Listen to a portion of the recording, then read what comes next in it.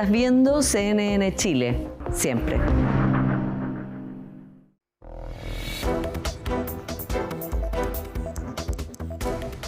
Puntos se separaron los resultados con la victoria de Daniel Noboa en la segunda vuelta en Ecuador. Isa González acusaba un fraude electoral, pero las misiones internacionales de observación que participaron precisamente en estos comicios descartaron la existencia y descartaron también avalar la acusación de Luisa González. Sin embargo, la Unión Europea y la OEA cuestionaron que previo a la segunda vuelta el gobierno declarara estado de excepción. De esto se deslizan dos situaciones preocupantes. Por un lado, el fantasma de fraude que nuevamente surge en la región tras unas elecciones. Ocurrió en Colombia con Andrés Pastrana y sin lugar a dudas lo más grave en Brasil con Jair Bolsonaro. La incertidumbre y la desconfianza que se busca instalar en las instituciones es peligrosa sin duda para la democracia, especialmente en un periodo de elecciones. Por otro lado, las misiones sí subrayan aspectos que deben ser corregidos, como la ambigüedad de la licencia que utilizó Noboa para ser un presidente candidato y que con ello la maquinaria estatal estuviera volcada en favor de Daniel Noboa, quien incluso tuvo rencillas abiertas y explícitas con la vicepresidenta por esta candidatura. Además de aplicar el estado de excepción las horas previas a la realización del balotaje, lo que plantea serias dudas sobre el límite que existe entre ser presidente y los beneficios existentes al ser un abanderado presidencial. Lo cierto es que ahora Ecuador se encamina a 4 años de mandato del empresario, un outsider que viene a cerrar una herida familiar, y es que su padre intentó en 5 oportunidades llegar al Palacio de Carondelet. La inseguridad y la economía son las principales preocupaciones de los ecuatorianos, pero no son las únicas. En un país que por años estuvo dominado por las corrientes más tradicionales, la irrupción de Noboa el 2023 ahora se consolida con el denominado presidente millennial de mano dura. La victoria de Daniel Noboa es el tema de hoy en Conexión Global Prime. Bienvenidos.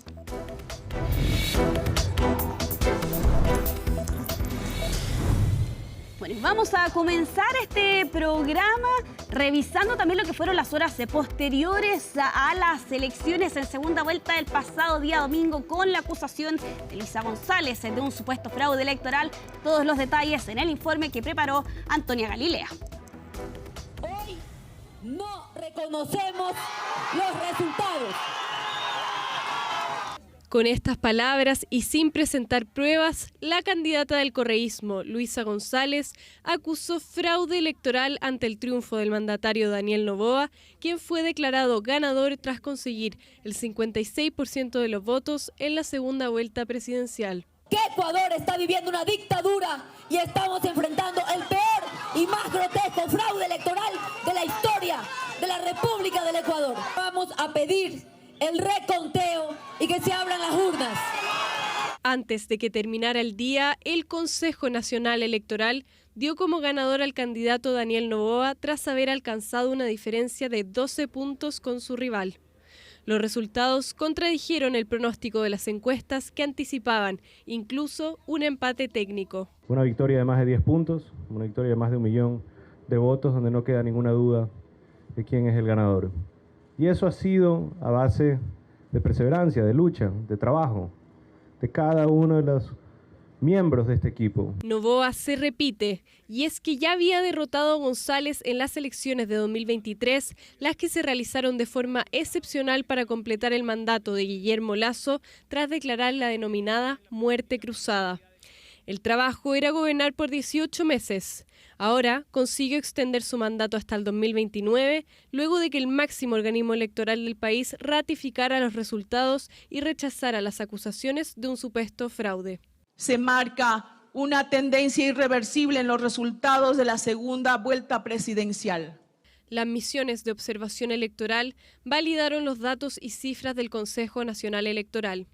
E incluso figuras del propio correísmo se desmarcaron de la denuncia sin pruebas de González. Hay una buena diferencia, imagínense, un 55% con un 44% es notorio.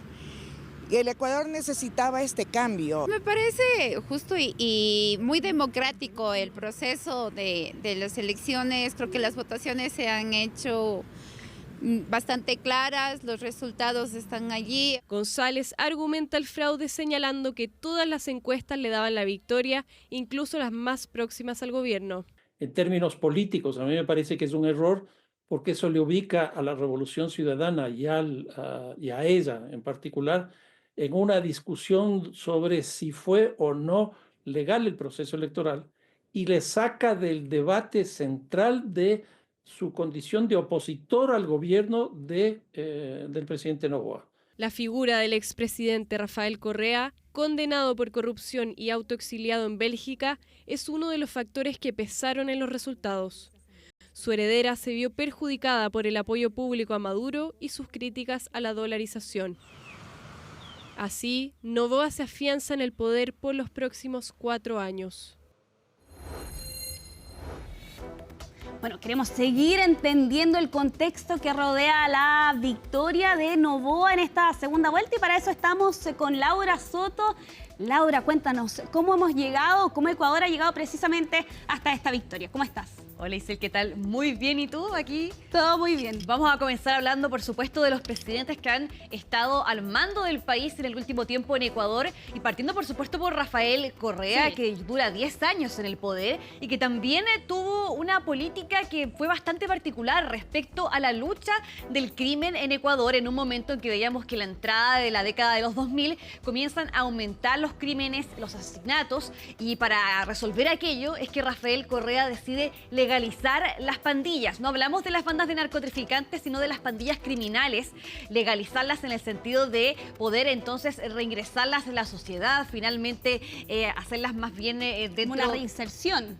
Exacto, una inserción, buscar también empleos para aquellos pandilleros. No es como el caso, por ejemplo, que se escucha en Estados Unidos, cuando la gente sale de las pandillas, se retiran. Aquí lo que hizo fue legalizarlas y eso también influyó entonces en la baja de la tasa de homicidios durante su mandato y que también cerró con una cifra muy baja, al menos en 2017, con 5,7 homicidios por cada 100.000 habitantes. Esa fue quizás una de las políticas más importantes, al menos en materia de seguridad por parte de Rafael Correa, aunque hubo otras cosas que marcaron su mandato, por supuesto, una asamblea constituyente en el año 2000 que finalmente llevó una nueva constitución en 2008, también acusaciones de autoritarismo, persecución a la disidencia política y lo que tiene que ver también con los casos de corrupción que ahora también lo tienen con una condena de 8 años. Exacto, recordemos que Rafael Correa está exiliado, autoexiliado en Bélgica, ¿no? De todas formas se tuvo allí cierto rol en las pasadas elecciones, pero claro, se entiende que detrás de la figura de Rafael Correa también pesa bastante, ¿no? Esa condena por corrupción, aunque aquí él asegura que esto fue persecución política. Sí, esa es como la idea de base del correísmo también respecto a esa condena que ha enfrentado Rafael Correa. Pero luego de él viene entonces Lenín Moreno, que de hecho también persiguió este tipo de corrupción en el gobierno, es decir, realizó investigaciones finalmente para ver qué sucedió durante el gobierno de Rafael Correa, pero aquí también hubo un punto de quiebre en términos de seguridad. Y ahí empezaron a arrasar las masacres carcelarias, de hecho comenzaron a aumentar notoriamente y también ahí esta organización de las pandillas dentro de las cárceles, rivalidades que terminaban entonces con estas masacres, para recordarles algunas, por ejemplo, en 2021, el 23 de febrero, 79 muertos, reclusos muertos ese año, lo que fue una de las mayores masacres carcelarias quizás conocidas en la región. También 2 estados de excepción, por ejemplo, en 2019 y 2020 en las cárceles también. Es decir, eso fue quizás lo que marcó el gobierno de Lenín Moreno y también esta, se puede decir, disolución o suspensión de gran parte de las medidas que había tomado Rafael Correa durante sus 3 mandatos presidenciales, que ahí también pudo haber influido, ¿no es cierto?, en este tipo de casos de violencia que fueron aumentando y homicidios también. Claro, aquí también hay que sumar que en el caso de Lenín Moreno enfrentó protestas en octubre del 2019, esto debido a algunas medidas económicas que también había aplicado, por cierto, en ese entonces el presidente Lenín Moreno. Eso nos lleva finalmente a Guillermo Lasso, ¿no? Que es el predecesor finalmente de quien es actualmente el presidente en Ecuador. De hecho, fue el primer presidente de derecha en llegar al poder en Ecuador en 18 años. También se esperaba ahí, por supuesto, una mano dura por parte de su gobierno. Hubo una consecuencia de estados de excepción que se implementaron para intentar finalmente bajar esta tasa de criminalidad tan alta, pero que finalmente no funcionó. De hecho, sucedió, por ejemplo, en las cárceles que este liderazgo, se puede decir, de las bandas criminales comenzó a salir también de las cárceles y también esta violencia se recrudeció aún más en las mismas calles, fuera de la cárcel.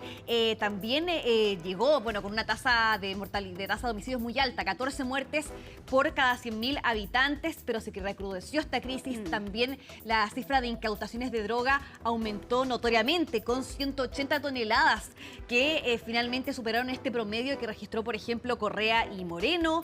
También una cifra de homicidios récord en el año 2023. Esa la mayor cifra de homicidios que se ha registrado en la historia del país, con más de 8.000 en ese caso. Es decir, ahí también hubo una crisis muy importante que se desarrolla con Guillermo Lasso, que de hecho él culpó a Correa y también a Lenín Moreno del estado con el que llega entonces al poder. Sí, pero finalmente son las acusaciones en su contra lo que lo llevan a declarar esta muerte cruzada.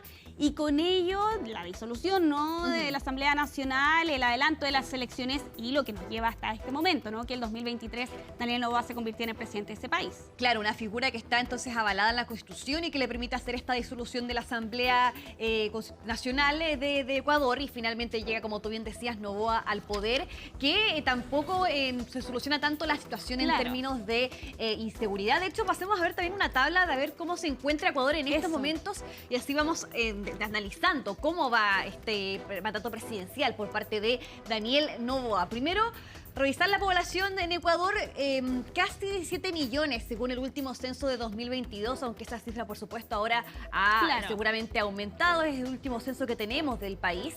La moneda es el dólar estadounidense. Recordemos el proceso de dolarización de este país a comienzos de este siglo. El PIB per cápita, 6.609,8 dólares. Eso según un dato de 2023.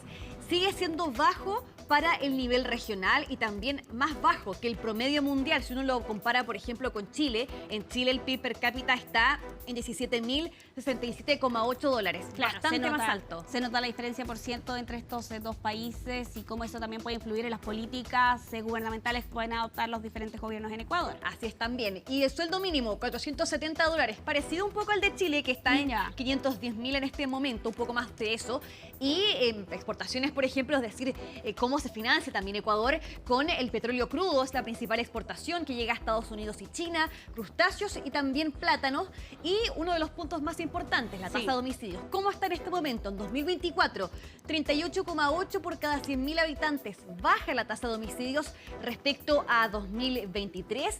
Eso es importante, pero aún así sigue siendo bastante alta, sigue siendo de los países más inseguros todavía de América Latina. Vimos este crecimiento de que Ecuador pasó de ser uno de los países más seguros a llegar entonces a este nivel, y con una comparativa, por ejemplo, en al menos lo que tiene que ver la tasa, mayor incluso que México y también Colombia, pero también hay que tener en cuenta ahí la cantidad de población que hay. Claro. Ahora también vamos entonces a ver en datos principales de Daniel Noboa, ¿quién es el actual presidente que gana las elecciones, ¿no es cierto?, durante este mes. Ahora tiene 37 años, pero él llega al poder con 35, el presidente más joven que haya tenido Ecuador entonces en llegar ahí a la presidencia. Claro, en esa elección del 2023 se jugaba el presidente más joven o la primera presidenta mujer en poder gobernar ese país. Finalmente lo consigue Noboa. Claro, y el regreso del correísmo, sí, que finalmente llegaba Luisa González. Ahora también su título universitario en Administración de Negocios en la Universidad de Nueva York, con maestría en Administración Pública en Harvard. Tiene también otras maestrías en otras universidades extranjeras, es decir, fuera de Ecuador, pero ahí particularmente mencionamos aquella. Es del movimiento Acción Democrática Nacional, que en su página web se definen como centro-izquierda, pero en realidad se lo podría estar definiendo más hacia una centro-derecha, conservadores, en base a las medidas que ha aplicado Noboa, por ejemplo, en su gobierno. podríamos definirlo más bien por ese lado en realidad, sí, pese a esta sin duda. definición que ellos tenían al menos al comienzo del inicio de su movimiento. Claro, sobre todo teniendo en cuenta las medidas que ha aplicado en este año y medio de mandato, sobre todo respecto de acciones en contra de la inseguridad que atraviesa Ecuador. Exactamente.